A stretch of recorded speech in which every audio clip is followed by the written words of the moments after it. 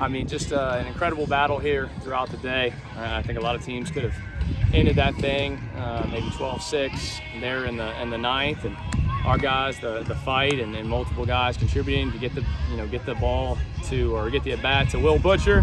Hits a grand slam. Mikey Bello piggybacks it with another hit coming off the bench, and we even grinded to first and second 2 outs there with our man Gilly. Hit a ball really well on the screws, just wasn't meant to be. And then Louisiana, why they're a great team, they answered back. We had 2 outs, 2 strikes. We just didn't do it.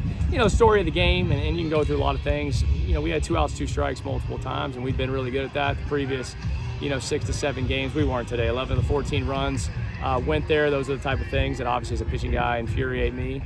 We have to be better on, especially when guys get opportunities in such pivotal spots. But man, tremendous fight from every single person in that dugout, every single person here in the stands.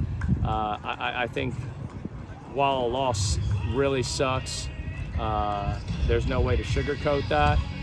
The fight and just the way that we will not go to our last out, I think should be incredibly commended, and it's going to serve us well as we go forward. Coach, obviously we can talk about the rally a little bit, but just talk about what the dugout was like heading into that rally. Was there any lack of momentum or lack of mentality that you guys could get it done? If there was, we made sure it wasn't, because we just kept saying get it to Butcher and we'll win the game, and we ended up not winning it. But when he hit that ball out over the eye drop, 450 feet, and this place was going crazy, you thought we were going to find a way to put the icing on the cake. It wasn't meant to be, but we did all the necessary things, and that started with belief by the dugout and obviously everybody that stepped to the plate. Yeah, Will Butcher grand slam there in the ninth, really capped that off, but 2 home runs here and multiple on the weekend. Just talk about Will Butcher's productivity. Kind of went through a little bit of a slump, but he is fully back. Yeah, that's good for the Trojans. He's been such a great player since coming over to us in August, and produced a lot of runs, get through a lot of damage. And when he's a confident player, he can hit the ball a lot of different parts of the park, and obviously out of the park too. So big day for him. Hopefully he can carry that momentum over, which I expect that he will do. And Coach Kyle Mock, just not just today, but this whole weekend has been nothing short of phenomenal. And in terms of just getting the 7 RBI performance in Game 1, and then he trickled down here in Game 2 and 3. Just talk about what it's like to kind of see everyone kind of have their moments to shine for these little series and bursts, and overall just be consistent throughout the season. Well, it's just nice when you see older guys that just continue to grow. That's one thing that we strive for, in this program, is that these guys continue to get better. You don't finish the process of getting better just because you get a certain year in school.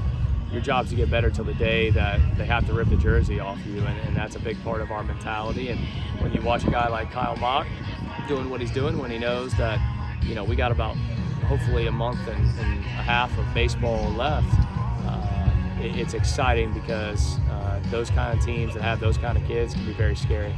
And Coach, obviously I know a loss downs the weekend a little bit, but let's just talk about what you guys were able to do. Run ruling, back-to-back Sun Belt ranked opponents in Game 1. Game 2, you guys shoved off a rally and captured Game 2 and the series. So just talk about, obviously the loss does drop it a little bit, but just talk about what this weekend meant for Troy.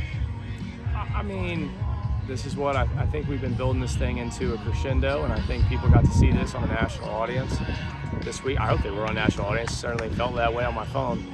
A lot of people following what's going on here, the crowds that were here.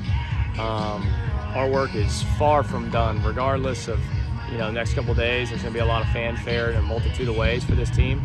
I believe, as always, the guys deserve that. They're studs. They deserve people talking about them, but we'll have to make sure that we compartmentalize that in the right way, and continue to move forward, because we've got a lot of work starting on Tuesday night against a great Alabama team. Yeah, talk about that. Big game matching up, and we know the crowd's going to be sold out. So just talk about what that atmosphere is going to be like, and how you guys can shave off this, rally and then build into Tuesday. Well, I certainly hope maybe there's some similarities. Last year we had a down the last strike against Texas State. Thought we had a Game 1 and ended up losing. And then we piggybacked it and played really good on Tuesday and beat Auburn up at their place. So not saying the script will go the same way. Nobody knows that. But I would say that you'll see no change in our approach, our attitude, whatever. And winning 5 or 6 games at Coastal and having Louisiana here stretch is nothing to balk at.